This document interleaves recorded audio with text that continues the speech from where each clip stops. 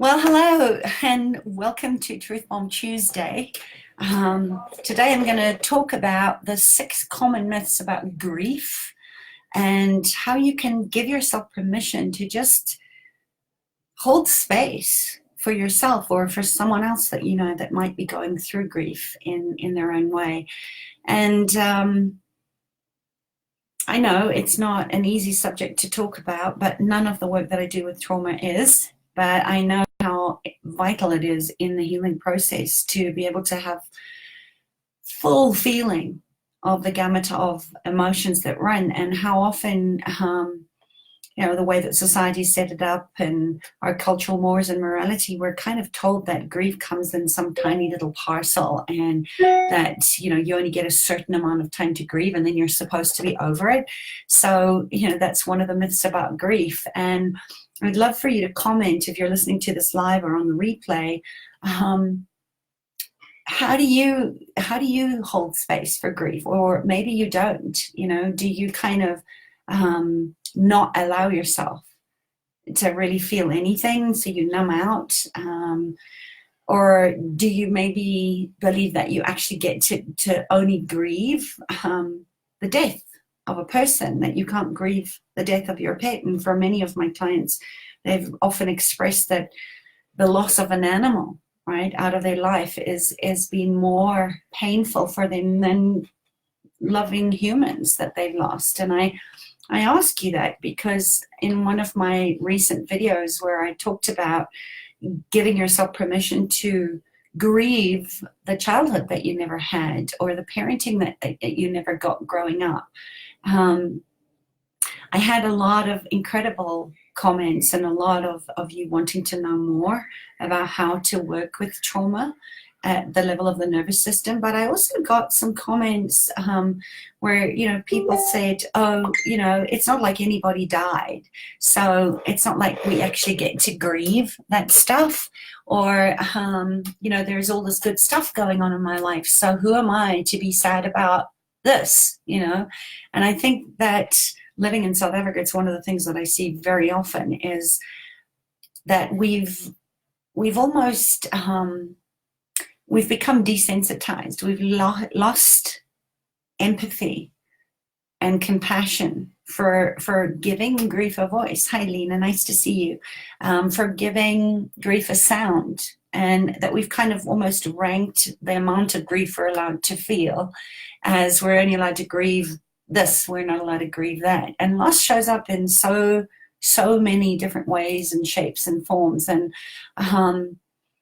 I think that comments like that, where we've normalized grief and where life actually is pretty cheap in South Africa, it's sort of commonplace in the waiting the car park, waiting for children to be picked up, to hear the oh, me too, we had a home invasion as well, or yes, we had an attempted carjacking, and yes, I got shot, but at least I didn't die. And we're not giving ourselves time to actually fully integrate first the trauma of that, and also to mourn the grief of innocence in a way. So I think that there's a lot of misunderstanding about grief, and I think it's very dismissive to not be able to really legitimize that in this moment you're going through a loss. And gosh, it's sad and it's hard. And because grief is painful and challenging enough as it is, when we start telling ourselves that I don't get to grieve this, that this doesn't count, or I shouldn't feel this way, or we make the experience so much more difficult on our sort of tender, vulnerable child parts, right? That are oftentimes the ones that are expressing the grief in our bodies. So yes, grief is huge and complex and intensely personal and unusually painful. It's a triggering topic. But my hope is that in today's video, in this Facebook Live, we can at least start to challenge some of these common myths. And I'm going to give you sort of 6 myths around grief, and just provide you with some space of safety, some space where you can get into the deeper inquiry, go into the shadows, and just navigate your way, through this crazy, wild, very disruptive passage of grief. So, if you in any way are the ones that sort of tend to dismiss or invalidate or ignore your own grief, I hope that this resonates with you. I know in my own life, I found it impossible to cry. I used to leak occasionally, a couple of tears would leak out my eyes, but I never fully allowed that somatic release that crying actually gives you. And when I realized that it sort of come from my childhood, where my father and my family actually used to make fun of me for being so sensitive and crying about, losses, cars being traded in, or animals dying. And my father always said to me, I'll give you something to cry at. What are you crying about? So I learned to cry inward and had a lot of respiratory issues. Remember, grief as the emotion that's governed by the metal element in Chinese medicine. It's about expansion and contraction. It's governed by the lungs and the large intestine. So oftentimes when we stuff down grief, when we don't express grief in a healthy way, we end up with respiratory infections. And things like pneumonia are literally a consciousness of crying tears, crying inward. And we flood the lungs, and we start having things like IBS or constipation, or a sort of pendulation between the two, because we're suppressing the intuitive capacity of expressing grief in a healthy way through the contraction and the expansion of our peristalsis, right? Of letting go through the bowels, as well as letting go of grief through the sound, right? The sounding out of grief through tears and wailing. That you see a lot of indigenous cultures are really, really good at honoring grief and seeing grief as a medicine. So if you look at the definition of grief, how do you even find words for the myriad of emotions that come up when we're grieving? And there's, again, a lot of contrast in grief. I think we need to know joy and bliss and happiness in order to know grief. But it is really defined as a deep sense of loss, of sadness that's caused by, someone's death. And to me, someone's death includes animals, right? Not just humans.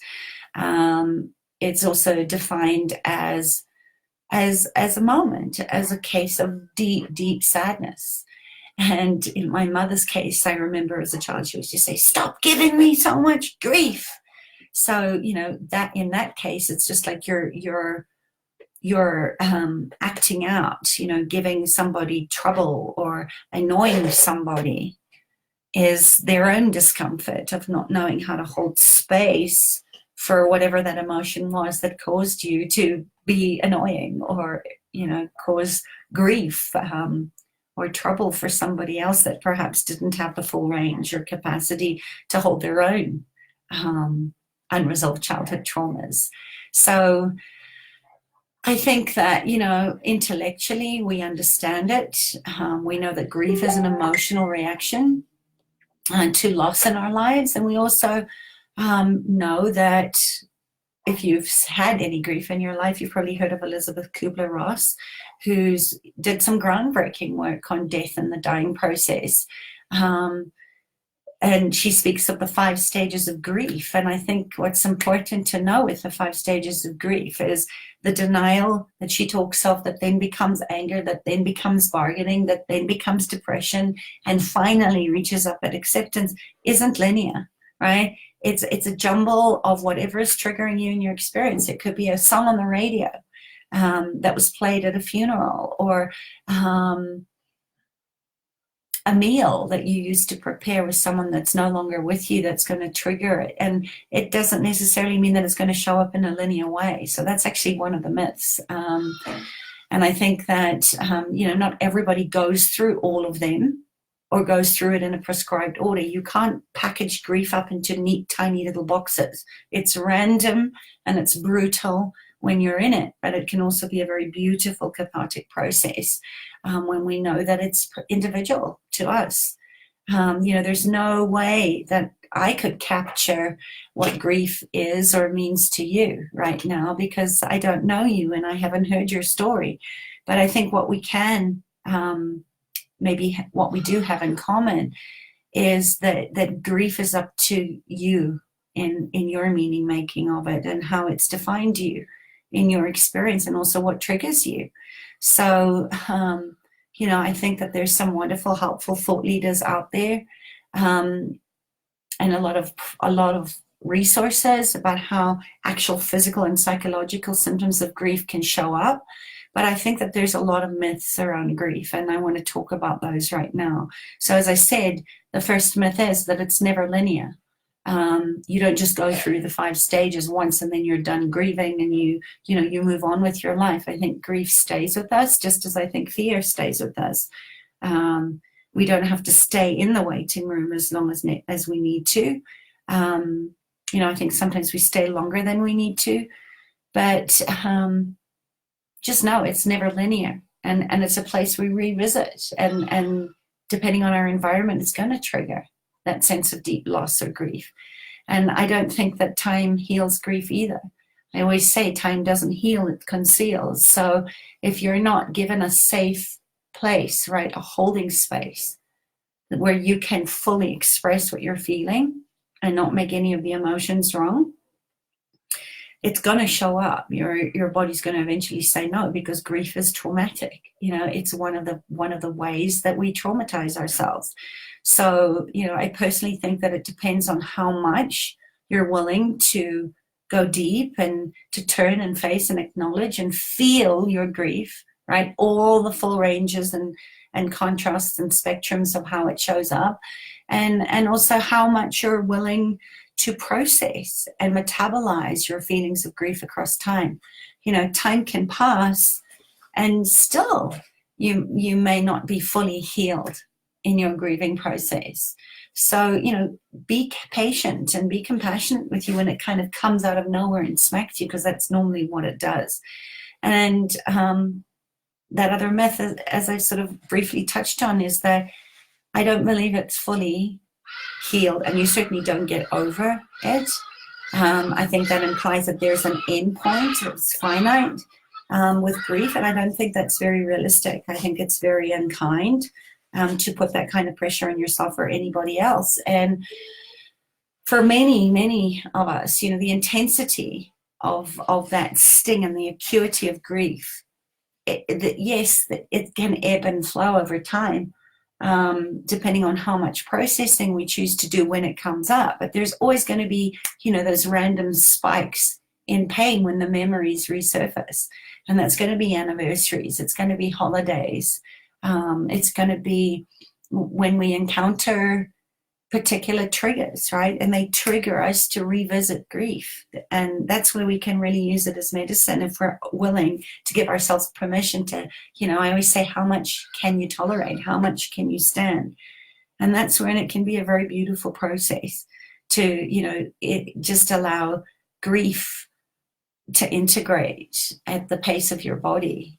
Sometimes we weave into the fabrics of our lives, into the folds and the depths of our psyche. And a lot of times it's unrealistic to think that we can ever fully heal or get over grief. It's going to revisit you, and you're going to have to be able, right, to give yourself permission to go back into the waiting room and to allow yourself to uncover that next layer, right, so that you can find the gift in the medicine of grief.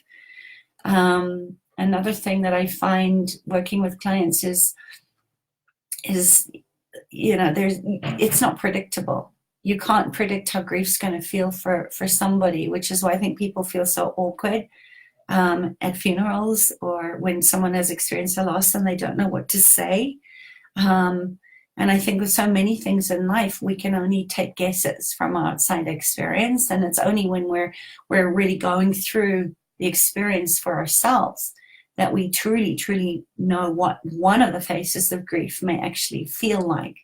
But there's no way that you can possibly predict the roller coaster of emotions and feelings and behaviors and thoughts and the new ways of being that are going to birth in you. So, you're only ever going to know when you're in it. And just because you felt grief or loss once doesn't mean that the next time you lose or grieve something that is going to feel or look the same. So, be gentle on yourself with that. The other thing that often comes up is that there's this deep-seated fear that you'll never find your way out of the misery, out of the grieving, that it's going to go on forever. And I think the only thing that is a constant for us is that there is impermanence. Everything changes and shifts, and eventually we're all going to go back to the earth, right? Back into spirit and leave our physical bodies. And that also sort of applies to your feelings. I think that if it may feel like once you start letting yourself feel grief, that it may never end. I certainly know when I was lying on the floor of a mental hospital that I thought I would never be able to get myself up, or those days where depression just took me over and just getting out of bed felt like an impossible feat. So, you will find that once you start letting yourself come out of this frozen, numbed out state, once you start letting yourself feel your grief, it's totally normal that you think that you're never going to come out of it. And grief is painful, but it will end, sometime, especially if you help yourself by getting support as you move through it. But you don't know when sometime is going to be your time. And that's where the waiting room is a beautiful place of healing and a beautiful place to make some sense of it, right? To allow those parts to come back online and start to celebrate the life that no longer is. And the last one that I want to talk to really is about how, you don't give yourself permission to grieve unless it's a physical death. It has to be a big trauma. And, that's so far from the truth. Like I said, loss shows up in so many ways, and we have to give ourselves permission to grieve because no one else can do it for you. So, if you just sort of look at some of the examples of, what you do get to grieve and give yourself permission, don't invalidate your grief by thinking that only certain types of losses are allowed or reserved for death. Yes, the death of loved ones is going to cause you to grieve, but there are countless other ways and reasons why you might personally be grieving. And I know that I've suffered through many of these. The grief, as I said, of a parent that wasn't there for you, right? That you had to grow up your child parts. That you get to give yourself permission to grieve that you were neglected on some level. You get to grieve the selling of a home. I know for me, I revisited those 5 stages of grief in so many different ways over years and years when I didn't feel like I chose to say goodbye to my house. It was kind of felt like it was ripped out of my womb almost when I went into voluntary liquidation because of some bad choices in my partnership, and the house was one of the assets that got taken away from me.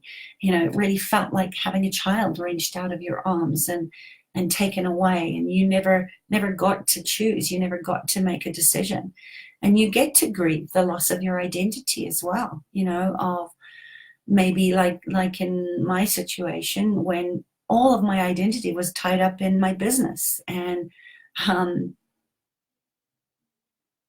when that business wasn't there anymore, when I was no longer the social darling of interior decorators and magazines, and I had to really grieve the loss of the person that I no longer was.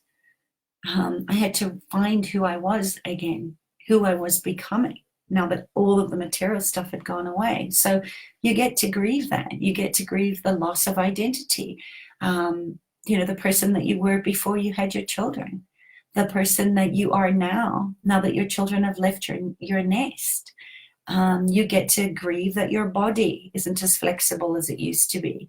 You get to grieve the expectations you had to let go, the state of the world and the pain of others, the loss of a job, um, the loss of a marriage, right? In divorce, there's a grieving process there.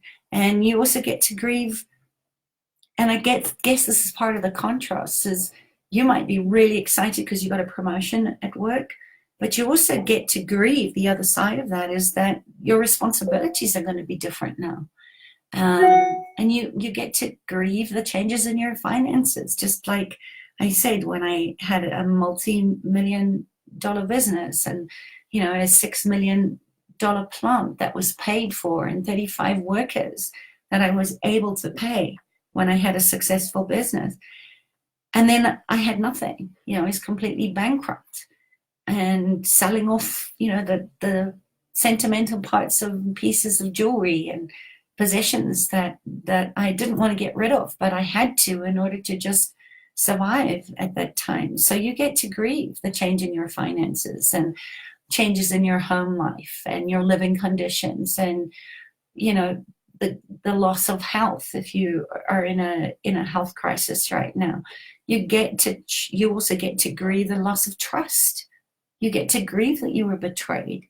You get to grieve that there weren't people there for you when you needed them. And there's just so many faces of this. You get to grieve the loss of babies from your body. You get to grieve that, like many of my clients, that they're infertile, that they can't have children, and then they do, because that's part of resolving deep-seated trauma. And when we removed all the trauma, some of my clients that were told they would never have children went on to have 2 or 3 children and a beautiful life. So you get to grieve illness. You get to grieve the changing health of the ones that you love. And of course you get to grieve the death of loved ones, spouses, parents, siblings, children, pets, friends, the list goes on and on and on. But, I want you to just know that you get to give yourself permission, and you get to do that. Only you can do that for yourself, because in a way we're always grieving the loss of something. We've all been traumatized by loss, by grief, by betrayal, and it's part of being human in a world where we're constantly being asked and tasked with recreating and recrafting our identities, our meaning making of life, and where we're challenged with tolerating the inevitable losses of people and places and pets, and even our ability to love or to feel like we have meaning. And to grieve and to mourn is inevitably the part of our human experience. It's what makes us human, is we need to return to our hearts. We need to tap back into empathy and compassion and be kind and gentle with ourselves before we can be gentle enough to hold space for others. And I think it's really, really important too, in the discomfort of grief, where people that you love are feeling your pain, to just be willing enough to say to them, thank you for witnessing my grief, but there's nothing to do here. There's nothing to fix. Just be the witness for me. I'll find my way. But you don't need to tell me that everything's going to be okay. You don't need to try and make me laugh. Allow me to have the process of sadness. And they will do that for you. But a lot of people don't know what you're asking for them. So you need to ask for what you need when you're in the grieving process.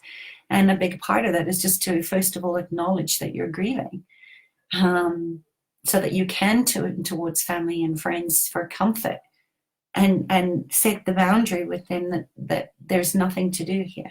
Just witness me.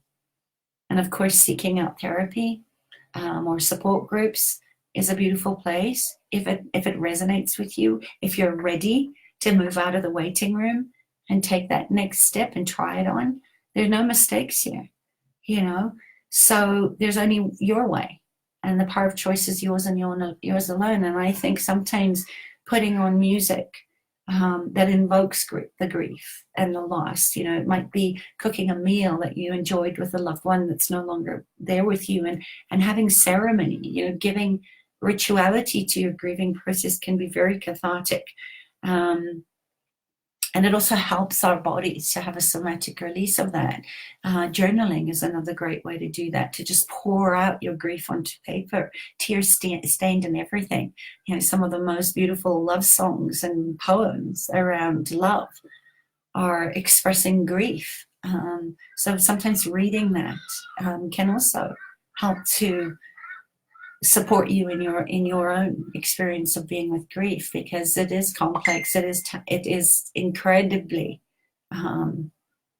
personal, and how you grieve is how you grieve. So, you know, what are some of the ways? I'm really curious, and I'd love to have your insights in the comments of how have you been able to support yourself in a grieving process or somebody else. You know, how do you honor grief? What are some of the rituals that you've practiced? And how are some of the ways that you've validated your own process through grief, or held space for someone that's going through grief? What are some of the books that comforted you, or some of the music that you played to help you in that healing process, to use grief as a medicine? You know, I'd love to know, because in your sharing, there might be someone else who's currently going through grief that might find comfort and support in what you have to share. So that's it. That's some of my yeah, my insights about grief. Yeah, I get it, Sue. I know, I know, I know. It's so personal, and I really appreciate your vulnerability in sharing some of that, because I think, again, this is where we dishonor the life that once was.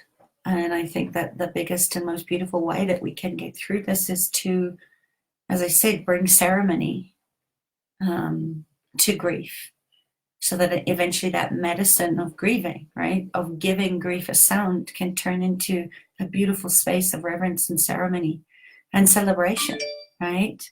That it's a process, and it's very, very personal to all of us. So thank you for joining me. I hope this was useful. And as always, if you liked it, please like it. Please share it with people that you know that might be going through a challenging time, or are in the process of grieving. And of course, if you can, please do join me for the webinar tomorrow. It's a free webinar tomorrow on some of the ways to heal from a disrupted childhood, and giving space to mourn a childhood that perhaps you never had and was interrupted. I'd love to have you there. And as always, if nobody told you today, I see you, I honor you, and I love you.